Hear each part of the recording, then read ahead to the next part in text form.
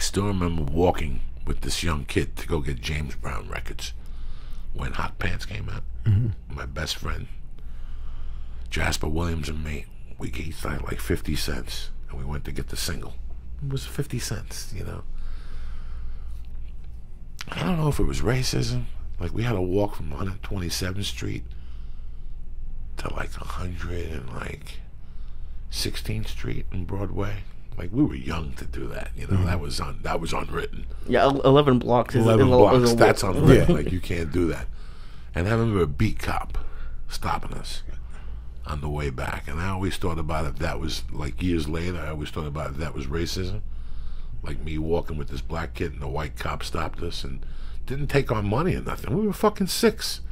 He just wanted to know what we were doing, what was in the bags. Right. Do you know what I'm saying? I never thought about that till 30 years later. 30 years later, that I think was that a racist thing.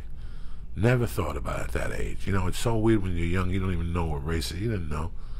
Jasper was my friend. I didn't know if he was black. I didn't even look at that. That didn't even fucking matter to me. Years later was when I realized it. Holy shit, that's how come I know all about this music, because of Jasper. That's why I know about MFSB and all that early stuff, because of Jasper and Joe Tex and Aretha Franklin fucking, you know. But it was, I don't know, I didn't know nothing. I didn't care. I came from a society, my mom kept something, but I thought years later that the reason me and him got shaken down that day was because he was black. That maybe. Yeah, you never know. I mean, we have an amazing country. I love here, and we have a lot of diversity, a lot of cool things to see. I was just in Dallas over the weekend. I got to go to I was in Fort Worth, so I went to some country bars and listened to some country music. It was cool. You know, I haven't got an album. I haven't bought the guy's his CD. He's doing some songwriting, man.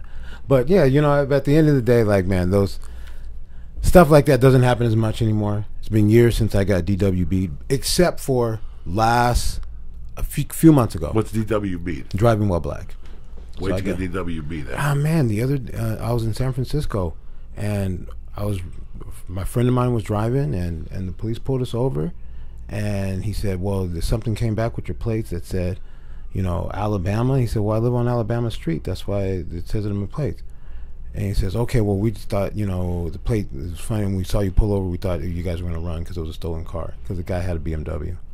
And I said, well, why'd you run the plates to begin with? And the plates were fine. He didn't have an answer. We just said, hey, it's okay. Well, as soon as you finish, just let us go. And that was a bummer of an experience, but, you know, yeah, it happens. Because he didn't give him a ticket. There was no law broken. He just ran the plates and then saw him pull over and thought, oh, they were going to break for it. Yeah, the country's changed a lot, man. But not really, but really. Yeah.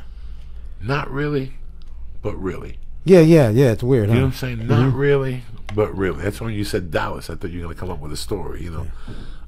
Texas is always a whiz of a story when it comes to that kind of stuff and behavior, but everywhere is. You don't know but the bottom line is I was doing my thing. I had fun. I enjoyed myself down there in Dallas, and so I would think that their country has changed quite a bit. Do you think compared to what other generations went through? Do you think they've really changed, or they've just stopped saying it out loud? Nah, I think that people generally have changed. I think that our country. I think that right now is a time where we have this thing where all this stuff's happening on the internet. But until that was happening, I felt that our country was a lot less racist than it was in the past. I've got to go and travel a lot throughout the South. I'm from California. I got to travel through this sport. I've been blessed with being able to travel to all these crazy places throughout the world, but even through places in the states that I would never go to. You know what I mean? So like Evansville, Indiana, or Jasper, Alabama. And I've had great experiences in a lot of these places that I would have never thought was possible if I based it on what I was taught about, you know, some parts of this country. Now let me ask you this: when you were at this country club last week, this country music club, country club. Were there some other brothers in there? No, I was the only one. You were the only one. I was the only one. You know, it's just I live in a 50-50 type thing. Like I said to you, things have changed, but not really. I still feel it, not towards me. I'm just saying that I feel it at times. Like, and I'm not even black, and I feel and see different things, and I just, It's not that I turn my face away. It's that I just, what are you going to do? What can you do? It's something that you could jump up and down about for weeks and nobody, either you get it or you don't. You know, sometimes it's taught at home when you're a child.